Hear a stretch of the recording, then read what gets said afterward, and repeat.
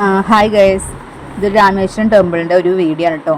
ഇത് എടുത്തിട്ട് കുറേ ആയി, പക്ഷേ ഇപ്പോഴാണ് ഇത് പോസ്റ്റ് ചെയ്യാൻ പറ്റിയത്.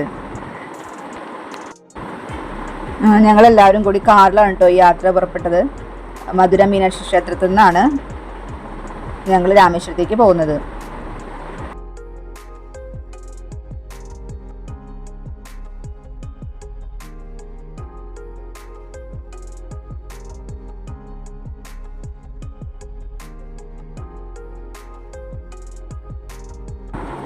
ആദ്യം തന്നെ ക്ഷേത്രത്തിലെ അഗ്നിതീർത്ഥത്തിൽ മുങ്ങിക്കുളിക്കാനാണ് കേട്ടോ ഞങ്ങൾ പോയത്.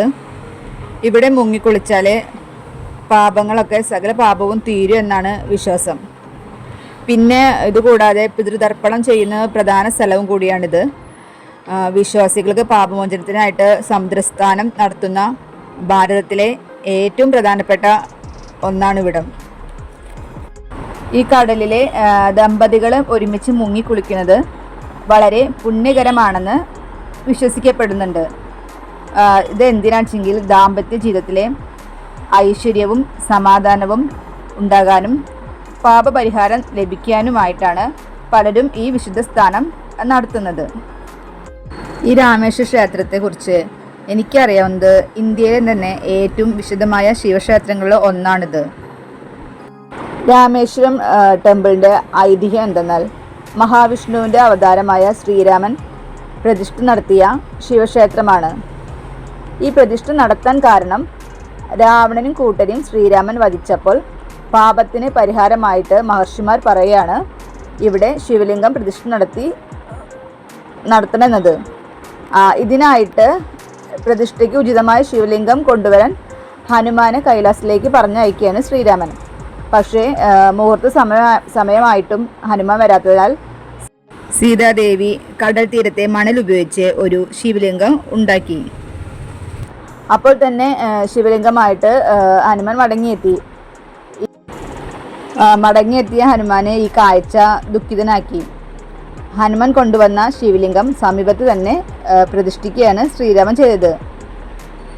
ഹനുമാൻ കൊണ്ടുവന്ന ശിവലിംഗമാണ് നമ്മളെല്ലാവരും ആദ്യം വണങ്ങുക. പിന്നെയാണ് സീതാദേവി ഉണ്ടാക്കിയ ശിവലിംഗം നമ്മൾ തൊഴുന്നത്. ഇവിടെ വരുമ്പോൾ ആദ്യം തന്നെ കടലിലെ അഗ്നിതീർത്ഥം സ്നാനം ചെയ്തിട്ടാണ് നമ്മൾ ആ ഈറിനോടൊക്കെ തന്നെയാണ് രാമേശ്വരം ടെമ്പിളിൽ തൊഴാൻ വരുന്നത്. തുടർന്ന് 22 കിണറുകളിലെ വെള്ളം തലയിൽ ഒഴിച്ച് ശുദ്ധീകരണം നടത്തുന്നുണ്ട്. പിന്നീട് നമ്മൾ നനഞ്ഞ ഡ്രസ്സൊക്കെ മാറ്റിയിട്ടാണ് ക്ഷേത്ര ദർശനം നടത്തുന്നത്.